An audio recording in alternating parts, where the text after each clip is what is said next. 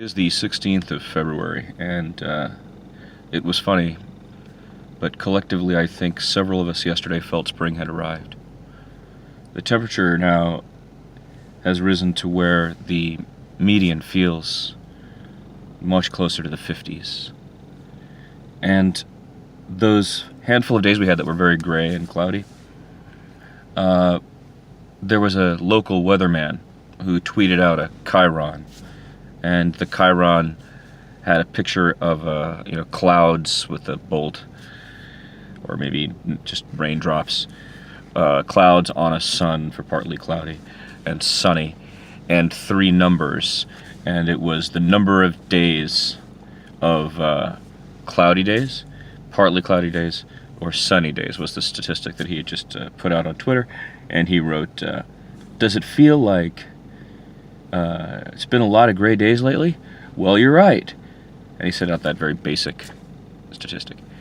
Now, I immediately said, this is a, without telling us anything about precip, this is a fashion statement. That's what I said. And he wrote back, okay, point taken, something else. And I said, well, can you please tell me what's going on with precip? Because it seems to me we're getting a lot of mist, we're getting a lot of fog days, we're getting some cold days that are dry, and now it's already starting to turn into warm days. I didn't say that parenthetically.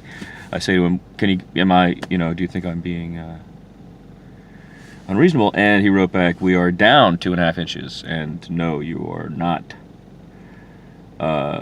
being unreasonable to think that it is dry despite being gray.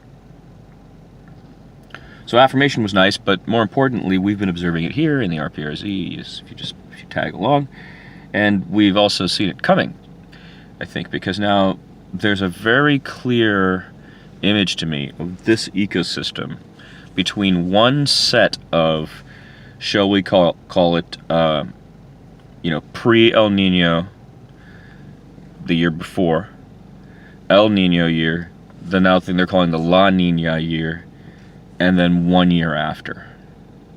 Which in this case, I feel very strongly, and I think most Texans would agree, I think you'd have to be ignorant or somebody who just listens to someone else and parrots what he says rather than someone who investigates it, to not agree that 2014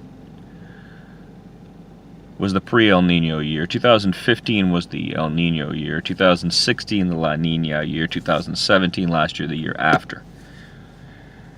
And that 4-year period, of course, doesn't fall into, conveniently, the calendar years, the way we lay them out. So those have trickle over. Winter, summer, etc. The rainiest times of the year are in spring and autumn, after all. So they're in 2 different years. So a window like that, say 2014 to 2017 summer, or we can say 18 winter now, gives us a very clear feeling of a cycle, at least within what we can view. Of course, yes, I know this could be something small and unrelated to a much larger happening or circumstance or context of weather, but that is not what has been evidenced by the fact that we have been here for 40-something years, my father has, and is a scientist and observes it. And I visit all the time and have lived here for many, many years, 15 years, something like that.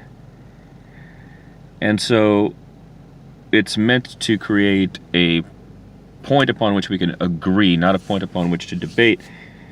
And then to look at that and say, well then, impending drought in 2019 or 20, or as we look at 1920, 2019 summer going into 2020 summer, I predict will be very, very dry.